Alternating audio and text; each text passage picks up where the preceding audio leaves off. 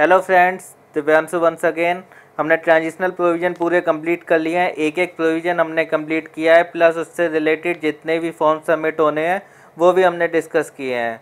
तो अब जीएसटी में जब हमारी वर्किंग स्टार्ट हो जाएगी तो कुछ हमें फॉर्मेट्स की ज़रूरत पड़ेगी, लाइक इनवॉइस हो गया, पेमेंट वाउचर हो गया, रिफंड वाउचर हो गया। तो अब ये फॉर्मेट मैं डिस्कस करूँगा आपको हर वीडियो के साथ, प्लस इससे रिलेटेड अगर कोई भी प्रोविज़न है तो वो हम साथ के साथ डिस्कस करेंगे। तो आज का मेरा टॉपिक है invoice format.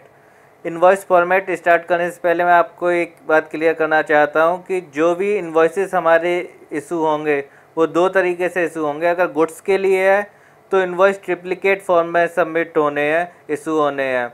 Original copy recipient के पास जाएगी, डुप्लीकेट कॉपी ट्रांसपोर्टर के पास एंड ट्रिप्लिकेट कॉपी सप्लायर के पास रहेगी। और अगर सर्विस के लिए इनवॉइस रेज करना है तो ये डुप्लीकेट्स में होगा। पहली कॉपी ओरिजिनल कॉपी किसके पास जाएगी? रेसिपिएंट के पास एंड डुप्लीकेट कॉपी सप्लायर के पास। चलिए जीएसटी इनवॉइस फॉर्मेट स्टार्ट करते हैं। पहले इसमें आपको फिल करना है नेम ऑफ कंपनी। कंपनी का नेम होना चाहिए, सप्लायर का नेम होना चाहिए जो इनवॉइस रेज कर रहा है, सप्लायर का एड्रेस होना चाहिए, रजिस्टर्ड ऑफिस, टैक्स इनवॉइस। उसके बाद GSTIN नंबर, जो 15 डिजिट नंबर आपको मिला है वो आपको फिल करना है। उसके बाद GST invoice number. Invoice number में एक कंडीशन है, ये मैक्सिमम 16 डिजिट का हो सकता है, उससे ज़्यादा का नहीं होगा। 16 कैरेक्टर्स होने चाहिए। कैरेक्टर्स में कुछ भी हो सकता है, लाइक अल्फ़ा न्यूमेरिक हो सकता है। इसमें स्पेशल कैरेक्टर्स आप यूज कर सकते हैं, लाइक हाइफन एंड डैश। इसके बाद इनवॉइस डेट आपको फिल करनी है। इसके बाद जो येलो पार्ट है वो कंपलसरी नहीं है, वो मैंने इनवॉइस के फॉर्मेट के बेसिस पे दे दिया है कि अगर आपके यहाँ पर इस तरह का फॉर्मेट यूज होता हो तो आप यूज कर सकते हैं। लाइक अगर PO नंबर के बेसिस पे आप वर्किंग करते हैं तो PO की डिटेल डाल सकते हैं, करेंसी, अमाउंट, पेमेंट टर्म्स। ये एडिशनल है, इसे डालने में कोई प्रॉब्लम नहीं है, लेकिन ये कंपलसरी नहीं है। ठीक है, इसके बाद आगे चलते हैं। कस्टमर की क्या क्या डिटेल्स डालनी है? कस्टमर नेम, उसका बिलिंग एड्रेस, GSTIN नंबर अगर वो रजिस्टर्ड है तो। लेकिन इसके बाद जो 2 पॉइंट्स हैं वो तब डालने हैं जब इंटर स्टेट सप्लाई हो, place of supply and state name.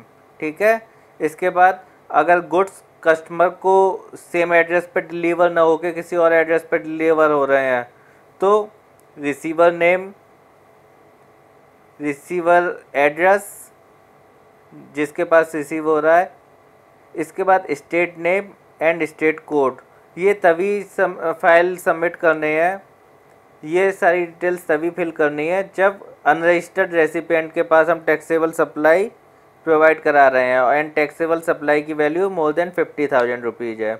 एक और इसमें पॉइंट है, अगर place of supply and place of delivery different है तो डिलीवरी एड्रेस भी मेंशन करना है। ठीक है, अगर place of supply and place of delivery different है तो डिलीवरी एड्रेस भी मेंशन करना है। ओके, फिर अगला पॉइंट, अगर tax payable on reverse charge basis है तो यस एंड नो आपको पुट करना पड़ेगा। इसके बाद अब आते हैं गुड्स की या सर्विसेज की क्या डिटेल्स फिल करनी है। सीरियल नंबर कंपलसरी नहीं है, लेकिन फिल करते हैं हम लोग। HSN नंबर या accounting code of services fill करनी है। मटेरियल का डिस्क्रिप्शन देना है, यूनिट देनी है, क्वांटिटी, रेट पर यूनिट क्या है, टोटल वैल्यू कितनी बनी, अगर कोई डिस्काउंट या अबेटमेंट दिया है तो वो कितना अमाउंट है, टैक्सेबल वैल्यू ऑफ सप्लाई कितनी है, मतलब total value minus discount abatement कर देंगे तो टैक्सेबल वैल्यू ऑफ सप्लाई आ जाएगी। उसके बाद CGST किस रेट पे एप्लीकेबल है, कितना अमाउंट बन रहा है, SGST किस रेट पे एप्लीकेबल है, कितना अमाउंट हुआ, अगर इंटर स्टेट सप्लाई है तो IGST रेट कितना है एंड अमाउंट कितना हुआ, और अगर सेस एप्लीकेबल है तो उसकी रेट कितनी थी एंड क्या अमाउंट था। ये डिटेल्स कंप्लीट होने के बाद एक समराइज बना सकते हैं आप कि CGST कितना पे किया, SGST कितना पे करना है, IGST पे कितना पे करना है, कस्टमर को इनवॉइस में हम कितना शो कर रहे हैं, सेस कितना है, टोटल टैक्स कितने पे हुए and total value of supply कितनी थी, तो इनवॉइस अमाउंट कितना हुआ। इस डिटेल के बाद आपका नाम होगा कि किस कंपनी का नाम है, नाम के बेसिस पे ऑथराइज सिग्नेटरी साइन करेगा, या तो मैनुअल साइन करेगा या डिजिटल साइन भी कर सकता है। बस इनवॉइस में आपको इन्हीं सारी बातों का ध्यान रखना है। अगर ये सारी बातें कंप्लीट हो गई तो आपका इनवॉइस कंप्लीट हो गया। अगर आपको कोई भी क्वेरी या कंसर्न है, please email me at cadivyanthusanger@gmail.com और please subscribe my channel for more such videos.